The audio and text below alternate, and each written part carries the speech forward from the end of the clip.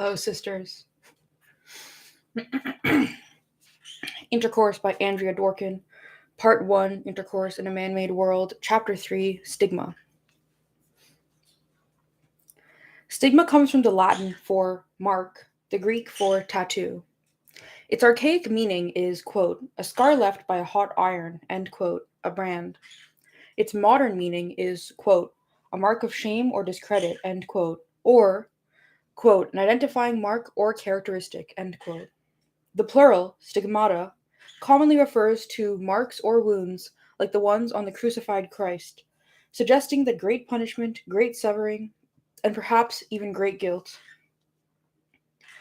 Inside a person, sexual desire, or need or compulsion, is sometimes experienced as a stigma, as if it marks the person, as if it can be seen.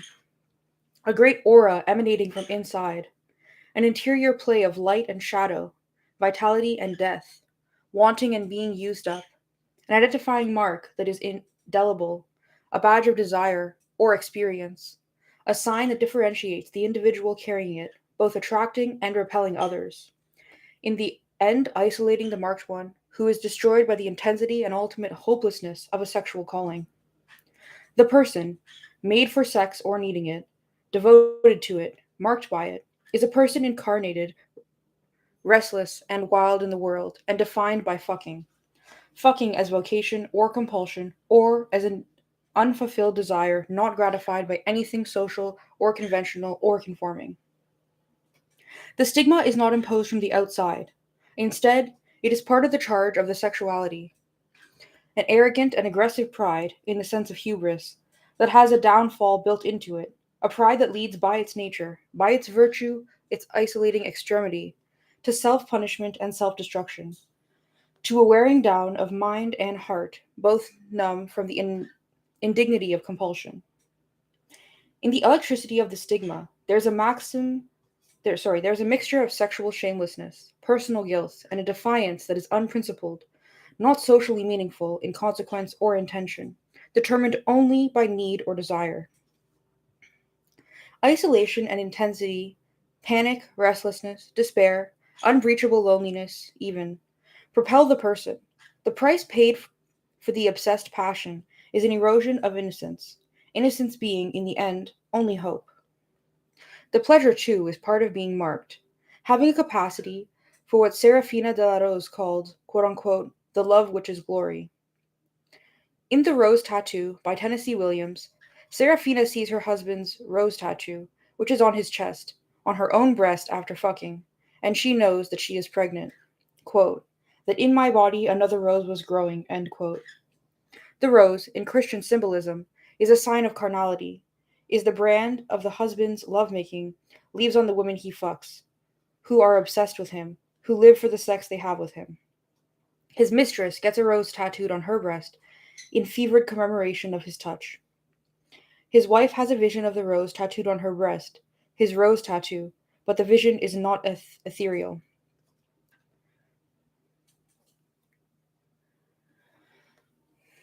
That night I woke up, quote, that night I woke up with a burning pain on me, here on my left breast. A pain like a needle, quick, quick, hot little stitches. I turned on the light, I uncovered my breast. On it, I saw the rose, end quote. The rose tattoo of my husband, end quote. The meaning of the tattoo here is not that she is passively possessed. The brand is not intended only as a sign of sexual ownership. Instead, the stigma is mystically transferred to her by magic that is both carnal and spiritual, so that it signifies her essence. An active obsession, a passion that is both relentless and righteous. The whole meaning and praxis of her fierce character. In her memory, she owes him through the sex they had, the sensuality and tenderness between them. As she says, deluded to some women. Quote, go on, you do it. You go on the streets and let them drop their sacks of dirty water on you.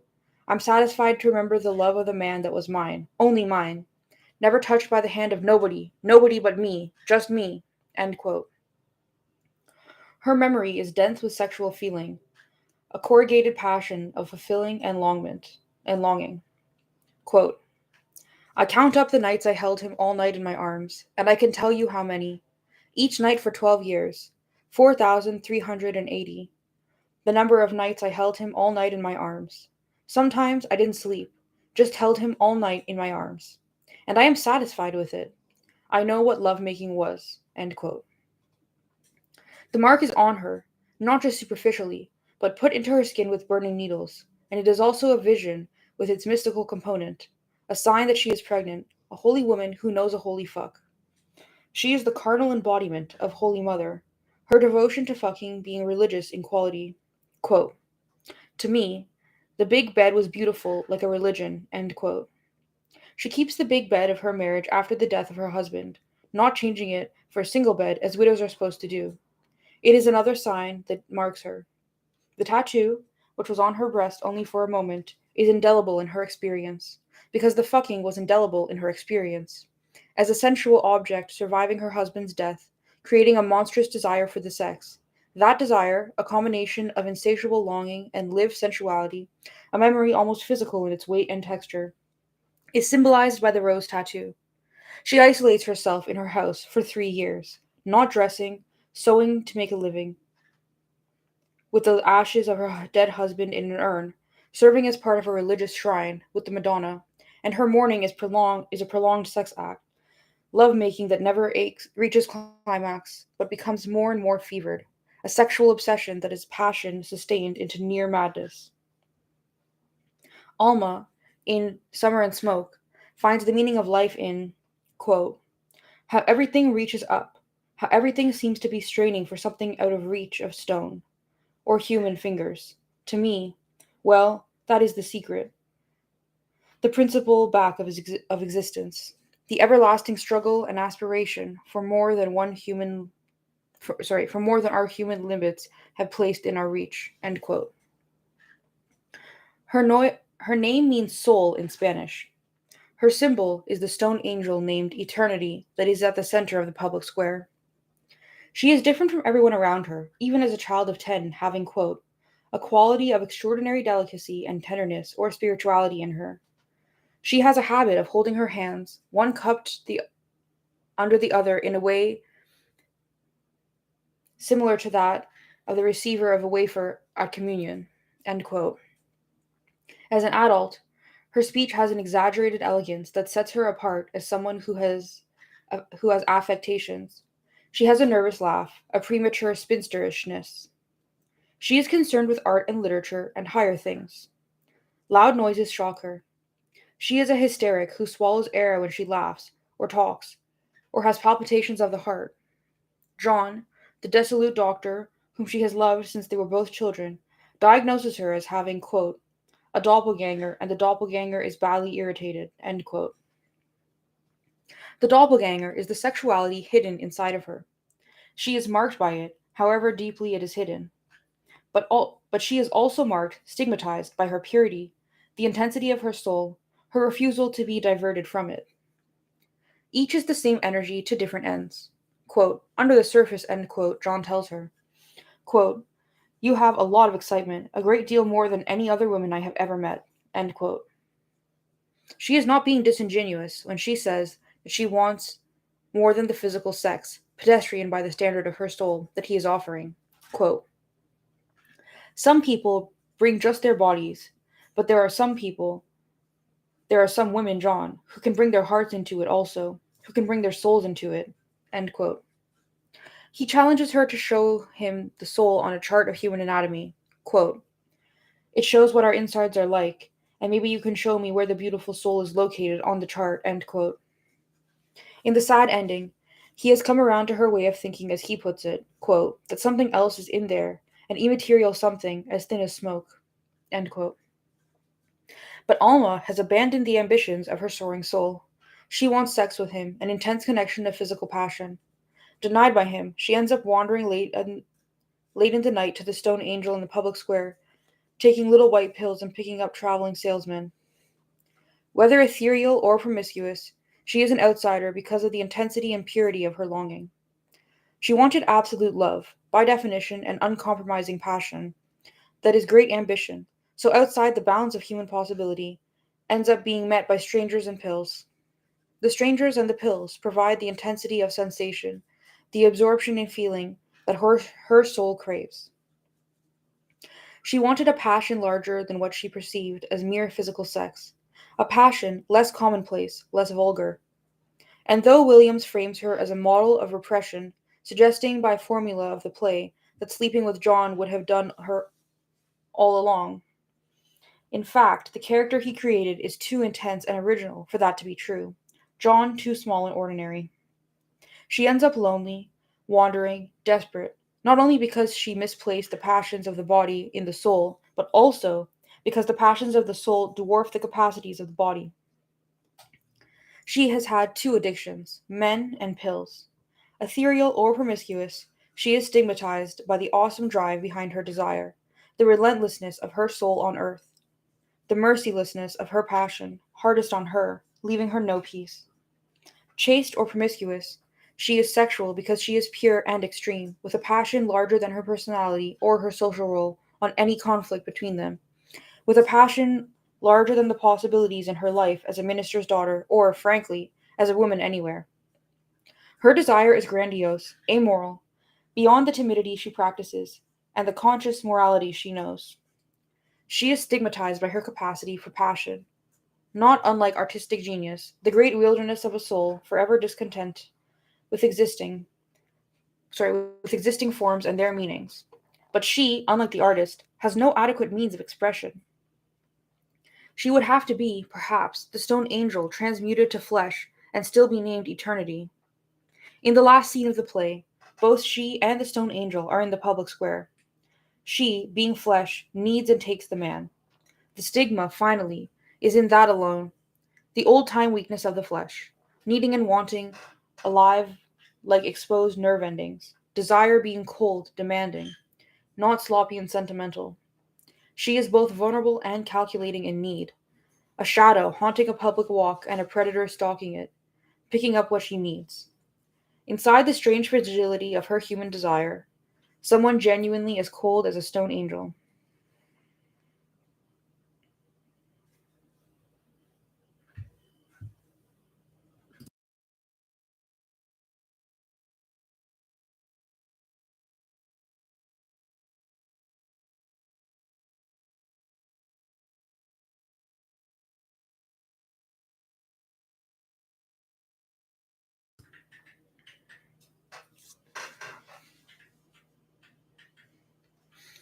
This stigma of sexuality is not sexual vigor or beauty or charisma or appetite or activity that makes one stand out, nor is it a capacity for passion that makes one different.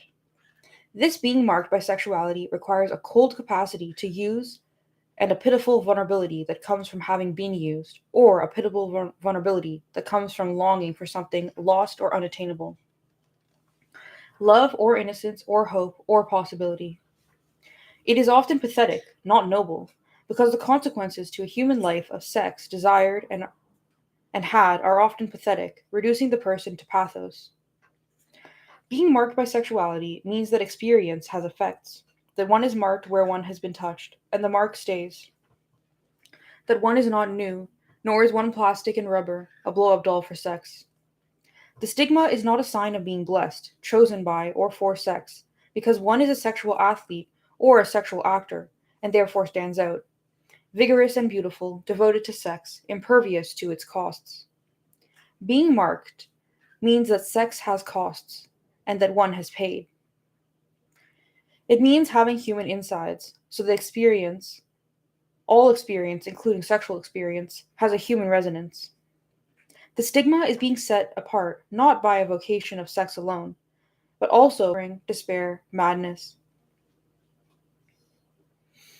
In A Streetcar Named Desire, Stanley Kowalski is a sexual animal, without self consciousness, without introspection. The playwright describes Stanley, quote, animal joy in his being is implicit in all his movements and attitudes. Since earliest manhood, the center of his life has been pleasure with women, the giving and taking of it, not with weak indulgence, dependently, but with the power and pride of a richly feathered bird among his hens. Branching out from this complete and satisfying center are all the auxiliary channels of his life, such as his heartiness with men, his appreciation of rough humor, his love of good drinks and foods and games, his car, his radio, everything that is his, that bears his emblem of the gaudy seed bearer. End quote. He is the prototypical male animal, without remorse.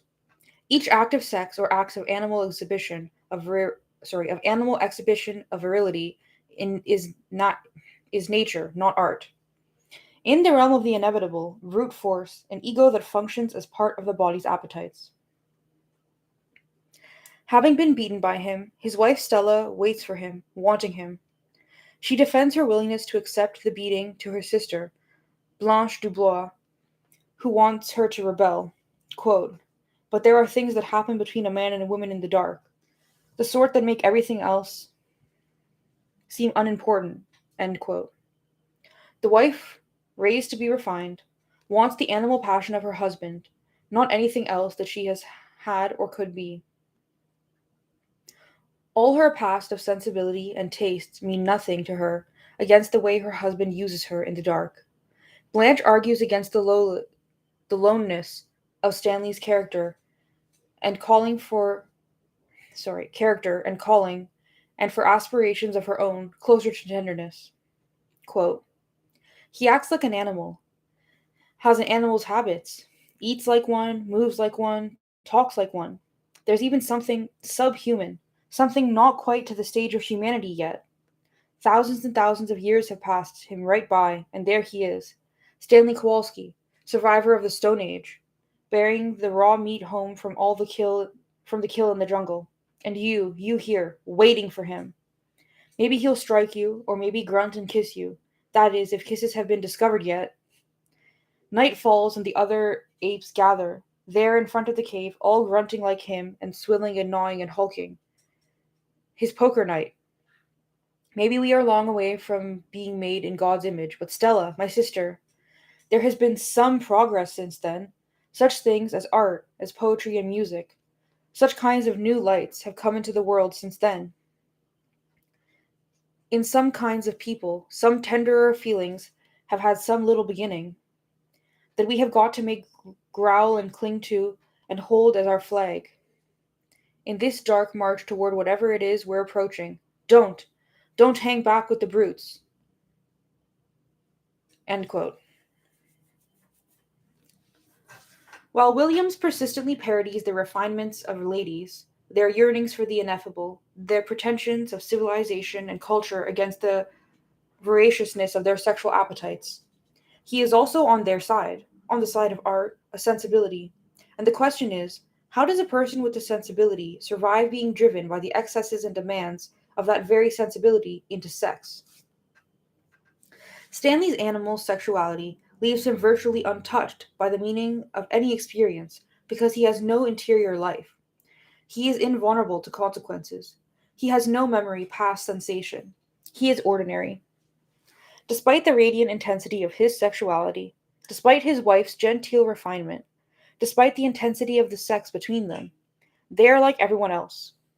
Quote unquote, when we first met, Stanley says to Stella, quote, me and you thought I was common.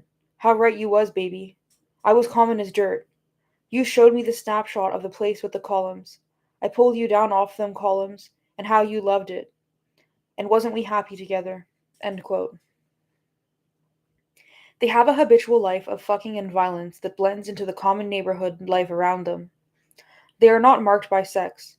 They are not outsiders, despite what is intended to be the staggering sexual appeal of the actor who plays Stanley. They are not different. They conform perfectly to the patterns of the married people around them.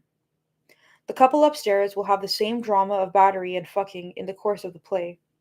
Stanley and Stella are younger versions, not different in quality or kind. Blanche is different. Blanche is marked, stigmatized by her capacity to feel inside, by loneliness, vulnerability, despair, by her need for sex in conflict with her capacity for love, by her need for sex in conflict with what are the immediate needs of survival, passing as a real lady, not someone shop-worn and used up, and marrying Mitch, Stanley's staid companion.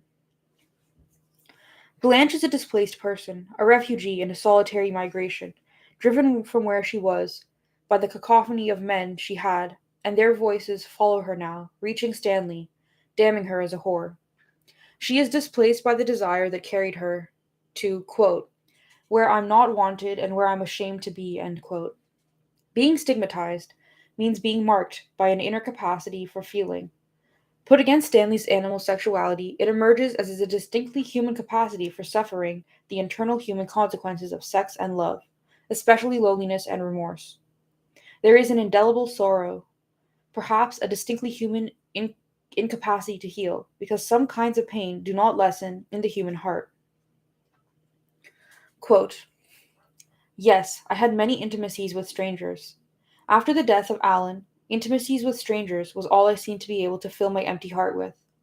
I think it was panic, just panic, that drove me from one to another, hunting for some protection, here and there in the most unlikely places. End quote.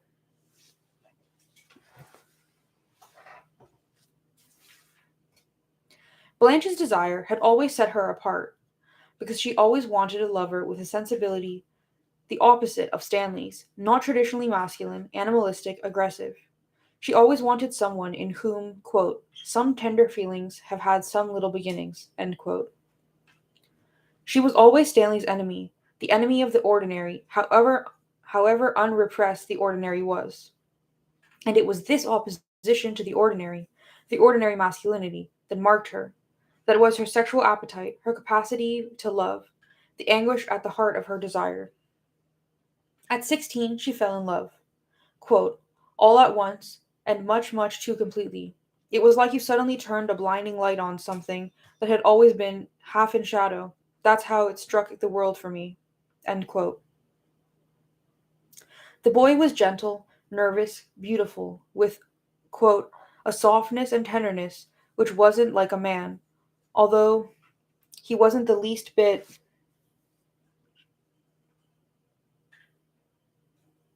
although he wasn't the least bit effeminate looking, end quote. He wrote poetry. She loved him, quote unquote, unendurably. One night she found him kissing an older man. That night he killed himself, because she told him she had seen the kissing and that he disgusted her. The opposite of death, says Blanche, is desire. Desire for the soldiers camped near their family land. Belle Reve, with her mother, was dying. Desire for the other men in the wake of Alan. Desire for the 17-year-old boy she was a teacher when she was a teacher, resulting in her being fired, and now, holed up with Stella and Stanley, where the streetcar named Desire had taken her, trying to trap Mitch into marriage. Desire even for the newspaper boy collecting for the Evening Star. Quote, young man, young man, has anyone ever told you that you look like a young prince of the Arabian Nights? Well, you do, honey lamb. Come here, I want to kiss you, just once, softly and sweetly on your mouth.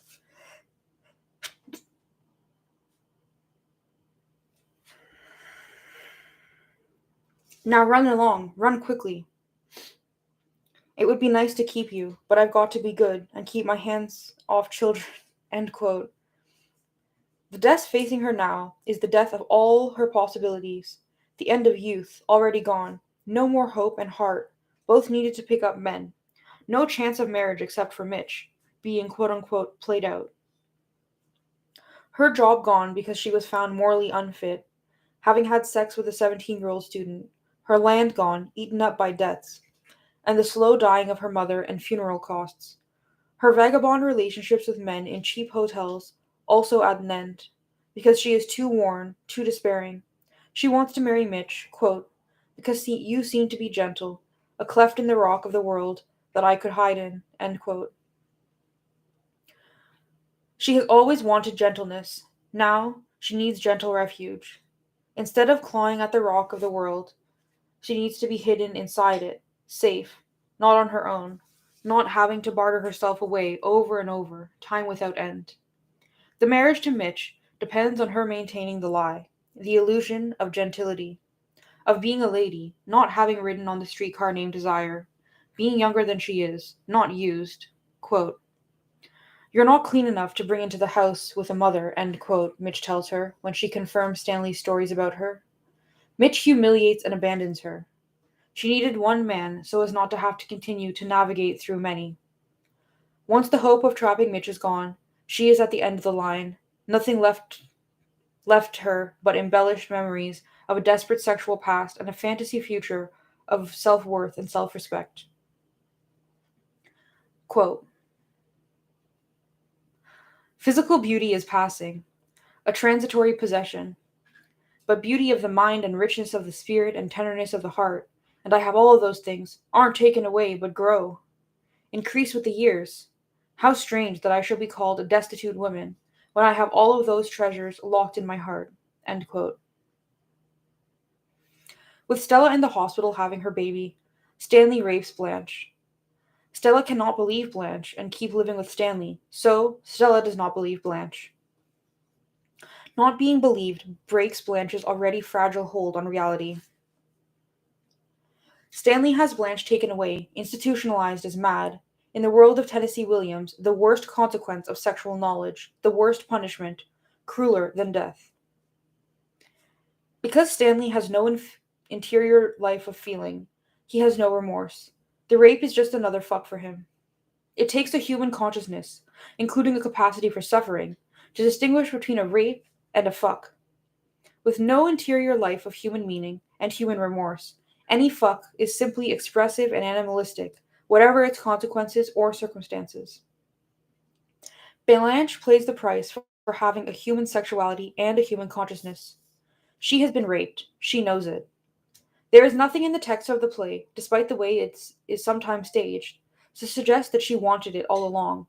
In fact, there is a pronounced and emotionally vivid history of her wanting its opposite, a sexuality of tenderness and sensitivity. She is taken away, locked up, because she knows what happened to her. The madness that becomes the only refuge left on earth for her is not a merciful madness, one that will soften the harsh colors, because she will not be incarcerated, because she will be incarcerated, human trash in an institution for the broken and thrown away. She is she is punished for knowing the meaning of what Stanley did to her, because her capacity to know and to feel is his enemy. The rape itself was a revenge on her for wanting more than an animal fuck delivered by an animal masculinity, for feeling more, wanting more, knowing more. For her, sex was part of sex was part of a human quest for human solace, human kindness. She genuinely did not want to, quote, hang back with the brutes, end quote. Stanley, ordinary, unrepressed, was the natural enemy of sex with any dimension of human longing or human meaning, any wanting that was not just for the raw, cold, hard fuck, a sensuous thing without any edge of loneliness or discontent. Blanche is marked, finally, by madness, jailed, not for her sexuality, but for his, because his sexuality requires the annihilation of her aspirations to tenderness. Her human integrity is broken, destroyed, because her sister prefers believing she is mad to facing the truth. A paradigm for women. Her sister's complicity in the death blow to her mind. Her sister's complicity is the death blow to her mind. Having an interior life of wanting, needing, gives fucking human